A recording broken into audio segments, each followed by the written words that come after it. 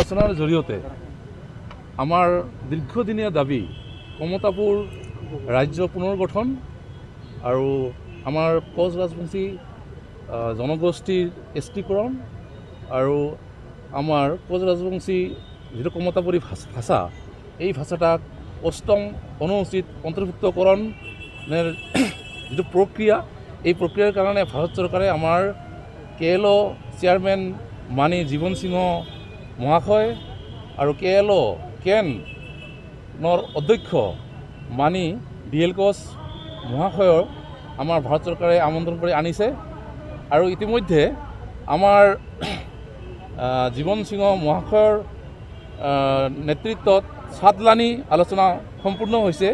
কিন্তু আমি KSDC আমি বিচাৰোঁ যে আমাৰ অতি সোনকালে আমাৰ এই কমতাপুৰ ৰাজ্যৰ পুনৰ্গঠন আমাৰ কোচ ৰাজবংশী জনগোষ্ঠীৰ এছটিকৰণ আৰু আমাৰ কমতাপুৰী ভাষা আমাৰ অষ্টম অনুসূচিত অন্তৰ্ভুক্তকৰণ এইকেইটা দাবী যাতে অতি সোনকালে আমাৰ এই ভাৰত চৰকাৰে সম্পূৰ্ণ কৰে আৰু লগতে আমি ভাৰত চৰকাৰক সকীয়াই দিছোঁ তেখেতসকলে যদি অতি সোনকালে আমাৰ তিনিটা দাবী পূৰণ নকৰে তেনেহ'লে অসম আৰু নৰ্থ বেংগল আৰু বিহাৰ সমস্ত কমতাবাসী ৰাইজৰ একত্ৰিত কৰি আমি বৃহত্তৰ এক গণসংগ্ৰাম আৰম্ভ কৰিম আৰু আমাৰ অধিকাৰ আমি সাব্যস্ত কৰিবলৈ সক্ষম হ'ম।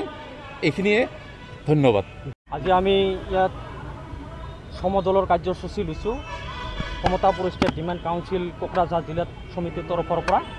আমাৰ দাবী হ'ল KLOৰ চেয়াৰমেন জীৱন সিংহ মহাশয় আৰু KLO KNৰ অধ্যক্ষ DL কোচ মহাশয় তেওঁলোকক ভাৰত চৰকাৰে আমন্ত্ৰণ কৰি মাতি আনিছে আলোচনাৰ কাৰণে। কিন্তু আলোচনা যদিও 6 বাৰ হৈছে আলোচনা সফল হোৱা নাই, লেহেমীয়া গতিত চলি আছে। গতিকে আলোচনাখিনি খুব কম সময়ৰ ভিতৰত যাতে আলোচনা কৰি চুক্তিত স্বাক্ষৰ কৰে আৰু আমাৰ দাবীখিনি যাতে মানি লয়।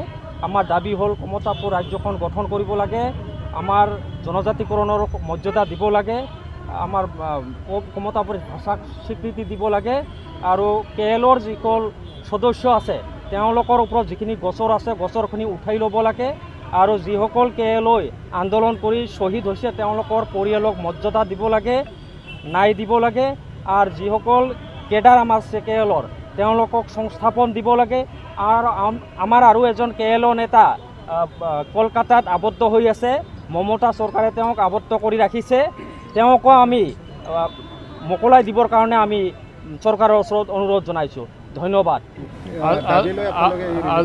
আজিকা আমাৰ KSDC কমতাপুৰ ষ্টেট ডিমাণ্ড কাউন্সিলৰ জৰিয়তে আমাৰ আনডিভাইডেড গোৱালপাৰা ডিষ্ট্ৰিক্টেৰ 5খন জিলায় আমরা ডেপুটেশন দিমু। ডেপুটেশনটা হল আমার KLO চেয়ারম্যান প্রধান আমার মানি জীবন সিংহ কোচ, KLOর KN প্রধান মানি DL কোচ ডাঙরিয়া। আমরা আজি শান্তি আলোচনার কারণে ভারত ভূমিত প্রবেশ করছে। শান্তি আলোচনা ইতিমধ্যে প্রক্রিয়া চলি আছে। এই শান্তি আলোচনা সরকার ত্বরান্বিত করার কারণে তাড়াতাড়ি মানে চুক্তি স্বাক্ষর করার কারণে আমরা আজি জমা হয়েছো। আমি এই জমাতের জড়িয়ে আমি ডিসির জড়িয়ে মাননীয় প্রধানমন্ত্রী, মাননীয় গৃহমন্ত্রী আর মাননীয় রাষ্ট্রপতিক আমি স্মারকপত্র দিম। এই স্বজাতি দলের জড়িয়ে ডেপুটেশনের জড়িয়ে আমাক লাগে যে এই শান্তি চুক্তি তাড়াতাড়ি চুক্তি স্বাক্ষর করবে লাগে আর চুক্তি স্বাক্ষর করিয়া আমার দাবি হল প্রথম কমতাপুর রাজ্য পুনর্গঠন করা। আমার দাবি হল আমার কোচ রাজবংশী জনজাতিকরণ করা। আর আমার দাবি হল মূলত আমার ভাষা কমতাপুরী রাজবংশী ভাষা আমার অষ্টম সুশীত ভারতীয় সংবিধান অষ্টম সুশীত অন্তর্ভুক্ত করা। এইগুলা নিয়ে আমি আজি এতে জমা হয়েছো আর আমার এই দাবিগুলা লয়া আমি স্মারকপত্র দিম মাননীয় ডিসির জড়িয়ে ভারতের প্রধানমন্ত্রী, ভারতের গৃহমন্ত্রী আর ভারতের মাননীয় রাষ্ট্রপতিলৈ আমি স্মারকপত্র প্রেরণ করিম। আর আমি চাওঁ যে শান্তিপূর্ণভাবে যি শান্তিপূর্ণ আলোচনা ইতিমধ্যে প্রক্রিয়া আরম্ভ হয়েছে এই আরম্ভটো সোনকালে শেষ কৰিব লাগে, সোনকালে মানে চুক্তি স্বাক্ষৰ কৰিব লাগে আৰু এই চুক্তি স্বাক্ষৰ কৰাৰ কাৰণে আমি শান্তি আলোচনা আৰম্ভ কৰা আৰু আৰম্ভটো হৈছে শান্তি আলোচনাৰ সমাপন কৰা, চুক্তি স্বাক্ষৰ কৰি এইটোৱে আমাৰ দাবী, মূল দাবী। আমাৰ চুক্তি এইটোৱে, মই যেটা আগতে ক'লোঁ যে আমাক চুক্তিত স্বাক্ষৰ কৰাৰ ক্ষেত্ৰত আমাৰ এই তিনিটা দাবী মূলত মানি ল'ব লাগিব। প্ৰথম কথা যে আমাক ক্ষমতাবোৰ মানে ৰাজ্য ঘূৰাই দিব লাগে, পুনৰ গঠন কৰিব লাগে, ক্ষমতাবোৰ ৰাজ্য মানে পুনৰ গঠন কৰিব লাগে। আমাৰ কোচ ৰাজবংশীসকলক জনজাতি মানে ভৈয়াম স্বীকৃতি দিব লাগে। আমাৰ অষ্টম সূচীত কোচ ৰাজবংশী ভাষাক অন্তৰ্ভুক্ত কৰিব লাগে। আৰু লগতে আমি ইয়াৰ এই তিনিটাই মূল দাবী। লগতে কেৰেলৰ যিখিনি আমাৰ মানে যাৰ হাতত যাৰ লগত যিখিনি হেৰি আমাৰ কি কয় মানে এইটো কয় জেনেৰেল এমনেষ্টি, যিসকলৰ মানে কেছ আছে সেইসকলৰ কেছবিলাক মাফ কৰি দিব লাগে, জেনেৰেল এমনেষ্টি দিব লাগে। আৰু কেৰেলৰ যিখিনি চাৰেণ্ডাৰ বা হেৰি কৰি আছে, এইবোৰ বিভিন্ন কাৰ্যকৰ্তা আছে, সকলোকে ৰিহেবিলিটেশ্যন দিব লাগে, সকলোকে পুনৰ সংস্থান দিব লাগে। এইকেইটা দাবী যদি কেন্দ্ৰীয় চৰকাৰে মানে তেতিয়াহ'লে আমি শান্তি চুক্তি স্বাক্ষৰ কৰিম। আৰু আমি আল্টিমেটাম দিছোঁ, আমি আমাৰ যিটো পাৰ্লিয়ামেণ্ট ছেশ্যন তাৰ আগে আগে আমাক শান্তি চুক্তি স্বাক্ষৰ কৰি দেখুৱাব লাগিব, নহ'লে কিন্তু গণবিস্ফোৰণৰ এটা সন্মুখীন হ'ব লাগিব। তাৰ কাৰণে দায়ী কেন্দ্ৰীয় চৰকাৰে হ'ব, কেন্দ্ৰীয় চৰকাৰে দায়ী হ'ব, তাৰ কাৰণে আমি সকীয়াই দিছোঁ। হয় নহয়, শান্তি চুক্তি হোৱা নাই, কিন্তু আলোচনা প্ৰক্ৰিয়া আৰম্ভ হৈছে। মাননীয় জীৱন সিঙক ভাৰত চৰকাৰে আহ্বান কৰি আনিছে, মাতি আনিছে শান্তি চুক্তিৰ কাৰণে। আৰু শান্তি চুক্তি ইতিমধ্যে 7 বাৰ আলোচনা হৈছে, 7 বাৰকৈ শান্তি চুক্তিৰ কাৰণে আলোচনা হৈছে। আমি এই 7 বাৰ আলোচনাৰ পিছতো এতিয়ালৈকে চুক্তি স্বাক্ষৰ কৰাৰ মানে হেৰিটো অনা নাই, তেওঁলোকে পৰ্যায়টো অনা নাই। এতিয়ালৈকে ইমান দিন 7 বাৰকৈ আলোচনা হোৱাৰ পাছতো এতিয়াও যে আজি চুক্তি স্বাক্ষৰ কৰাৰ যিটো পৰ্যায় সেইটো অনা নাই, সেই কথাত আমি ক্ষোভিত।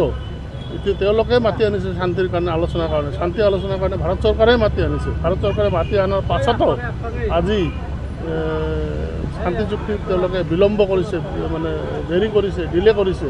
এই কথাত আমি মানে ক্ষোভিত, আমি বহুত ক্ষোভিত। আমি সেইকাৰণে এতিয়া ৰাইজে ওলাই আহিছোঁ যে জীৱন সিঙৰ লগত, জীৱন সিঙৰ লগত, DL কোচৰ লগত তেওঁলোকে শান্তি চুক্তি স্বাক্ষৰ কৰিব লাগে। আৰু এইটো অতি সোনকালে, নহ'লে আমাৰ ধৈৰ্যবান ছিঙি যাব, আমি গণবিস্ফোৰণ কৰিম।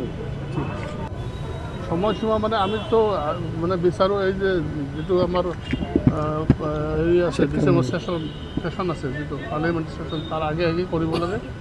ইয়াৰ পিছত আমি বৃহৎ ৰেলী, আসাম বেংগল বিহাৰ মিলি এখন বৃহৎ ৰেলী আমি অসমত এখন, বঙাইগাঁৱত এখন, আৰু মানে আমাৰ উত্তৰ-বংগত এখন, বিহাৰত এখন আমি ইতিমধ্যে আমি সিদ্ধান্ত লৈছোঁ। ইয়াৰ জৰিয়তে গণবিস্ফোৰণ আমি দেখুৱাই দিম, জনসমাৱেশ আমি দেখুৱাই দিম। এই কাৰণে আমি কেন্দ্ৰীয় চৰকাৰক অনুৰোধ কৰিছোঁ, দাবী কৰিছোঁ যে অতি সোনকালে আমাৰ শান্তি চুক্তিত মাননীয় কেৰেলৰ চিফ জীৱন সিং, আমাৰ কেৰেলৰ KNৰ মাননীয় চিফ DL কোচৰ লগত চুক্তি স্বাক্ষৰ কৰিব লাগে। আৰু আমাক মমতা ৰাজ্য পুনৰ ঘূৰাই দিব লাগে, আমাৰ জনজাতিকৰণ কৰিব লাগে, আৰু আমাৰ ভাষাক অষ্টম সূচীত অন্তৰ্ভুক্ত কৰিব লাগে। চুক্তি স্বাক্ষৰ KACৰ ক্ষেত্ৰতো এটা কথা যে KAC আমি আন্দোলনৰ ফলশ্ৰুতি পাইছোঁ, কিন্তু KACৰ জৰিয়তে যিখিনি উন্নয়ন হ'ব লাগিছিল, যিখিনি ক্ষমতা দিব লাগিছিল, সেই ক্ষমতা এতিয়ালৈকে চৰকাৰে দিয়া নাই। আমি KACক লৈ মানে সন্তুষ্ট নহয়, আমাক ক্ষমতাবোৰ ৰাজ্য লাগে, আৰু ফুল ফ্লেজেড ৰাজ্য লাগে, যাৰ জৰিয়তে আমি আমাৰ মানে জনগণক আমি নিজে শাসন কৰিব পাৰোঁ, নিজে আমি উন্নয়ন কৰিব পাৰোঁ, নিজে আমাৰ ৰাজ্যখনৰ যিখিনি সৰ্বাংগীন উন্নয়ন আমি যাতে আমাৰ জৰিয়তে কৰিব পাৰোঁ।